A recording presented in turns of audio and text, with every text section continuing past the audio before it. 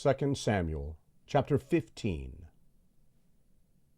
After this, Absalom prepared a chariot and horses for himself, and 50 men to run before him. Absalom rose up early and stood beside the way of the gate. When any man had a suit which should come to the king for judgment, then Absalom called to him and said, "What city are you from?" He said, "Your servant is of one of the tribes of Israel." Absalom said to him, "Behold, your matters are good and right, but there is no man deputized by the king to hear you." Absalom said, moreover, "Oh, that I were made judge in the land, that every man who has any suit or cause might come to me, and I would do him justice." It was so, that when any man came near to bow down to him, he stretched out his hand, took hold of him, and kissed him. Absalom did this sort of thing to all Israel who came to the king for judgment. So Absalom stole the hearts of the men of Israel.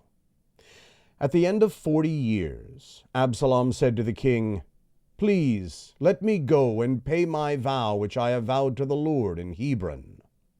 For your servant vowed a vow while I stayed at Geshur in Syria, saying, If the Lord shall indeed bring me again to Jerusalem, then I will serve the Lord." The king said to him, "Go in peace." So he arose and went to Hebron. But Absalom sent spies throughout all the tribes of Israel, saying, "As soon as you hear the sound of the trumpet, then you shall say, Absalom is king in Hebron."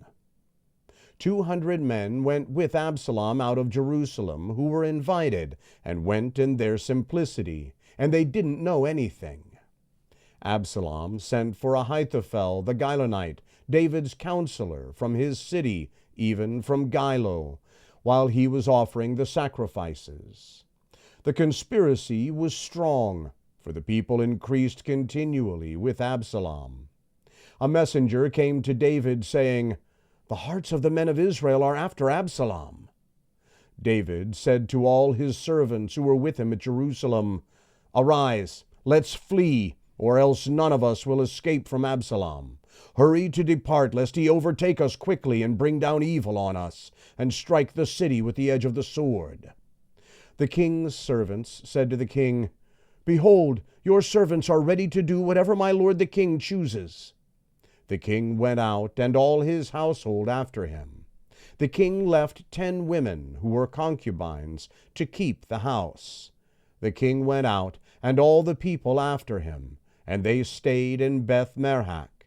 All his servants passed on beside him, and all the Cherethites, and all the Pelethites, and all the Gittites. 600 men who came after him from Gath passed on before the king. Then the king said to Ittai the Gittite, "Why do you also go with us? Return and stay with the king, for you are a foreigner and also an exile.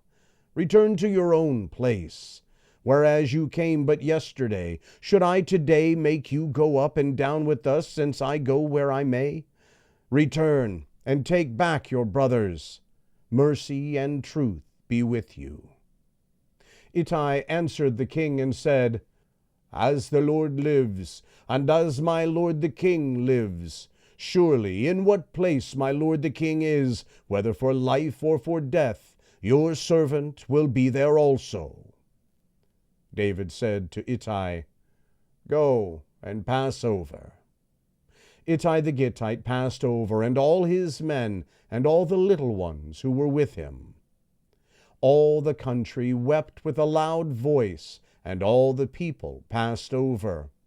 The king also himself passed over the brook Kidron, and all the people passed over towards the way of the wilderness.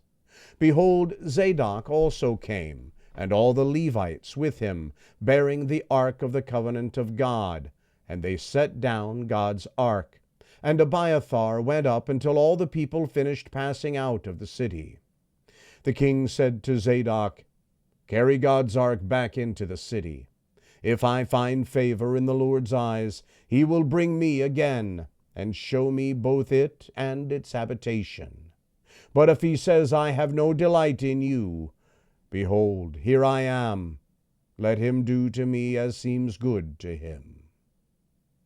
The king also said to Zadok the priest, "Aren't you a seer? Return into the city in peace, and your 2 sons with you, Ahimaaz your son, and Jonathan the son of Abiathar. Behold, I will stay at the fords of the wilderness until word comes from you to inform me." Zadok, therefore, and Abiathar carried God's ark to Jerusalem again, and they stayed there. David went up by the ascent of the Mount of Olives, and wept as he went up. And he had his head covered, and went barefoot. All the people who were with him each covered his head, and they went up, weeping as they went up. Someone told David, saying, "Ahithophel is amongst the conspirators with Absalom."